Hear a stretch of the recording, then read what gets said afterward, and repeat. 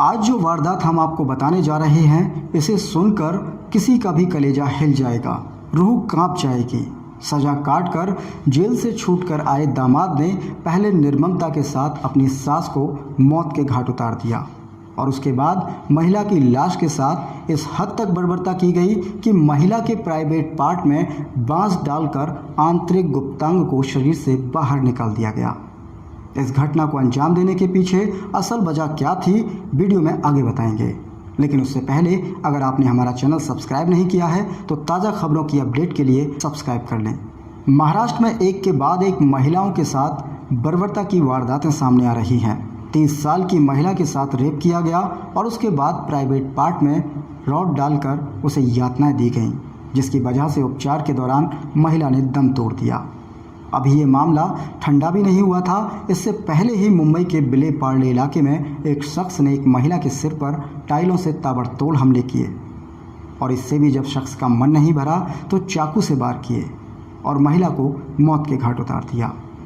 इसे सुनकर दिल दहल जाता है, लेकिन ये मामला यहीं ख़त्म नहीं होता।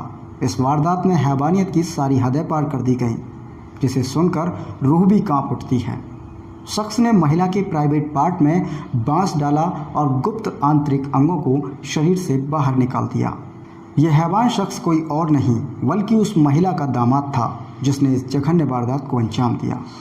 दोस्तों, अब आपको बताते हैं इस घटना के पीछे की असल वजह क्या थी और क्यों एक शख्स हैवान बन गया, जिसने हैवानियत की ऐसी कहानी लिखी जिसे सुनकर कलेजा मुंह को आने लगता है। दरअसल पुलिस से मिली जानकारी और मीडिया रिपोर्ट्स के मुताबिक मृतक महिला इंदौरी अपनी बेटी और परिवार के साथ विले पार्ले इलाके में एक छोटे से मकान में रहती थी। पास के ही रहने वाले आरोपी युवक से महिला ने अपनी बेटे की शादी कराई थी। शादी के बाद आरोपी युवक टोनी और उसकी पत्नी मीना में छोटी छोटी बातों को लेकर अक्सर कहासुनी होने लगी और यह कहासुनी धीरे धीरे इतनी बढ़ गई कि दोनों के बीच झगड़ा भी होने लगा। यहाँ तक कि टोनी मीना के साथ मारपीट भी करने लगा और ये मारपीट अक्सर मीना के फ़ोन पर बात करने को लेकर हुआ करती थी। इस बीच टोनी का बिजनेस में नुकसान हो गया। परिवार में आर्थिक तंगी से जूझते टोनी ने अपराध की दुनिया में कदम रख दिया। घर में पत्नी से विवाद, बिजनेस में नुकसान और आर्थिक तंगी के चलते उसने चैन स्नैचिंग और छोटी मोटी लूट करना शुरू कर दिया। 3 साल पहले पुलिस ने चैन स्नैचिंग के जुर्म में दोषी पाए जाने पर उसे जेल भेज दिया था। 1 सितंबर को ही वह जेल से रिहा होकर घर लौटा था और जब वह अपनी पत्नी से मिलने घर पहुंचा तो वहां का नज़ारा देखकर उसका पारा 7वें आसमान पर पहुंच गया। गुस्से से आग बबूला टोनी ने अपनी सास की हत्या कर दी।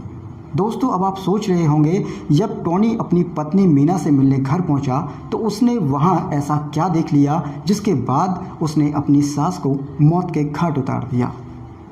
दरअसल जिस वक्त टोनी जेल में सजा काट रहा था, इस बीच उसकी पत्नी मीना ने किसी और शख्स से शादी कर ली और वह गर्भवती हो गई और ये टोनी को बर्दाश्त नहीं हुआ।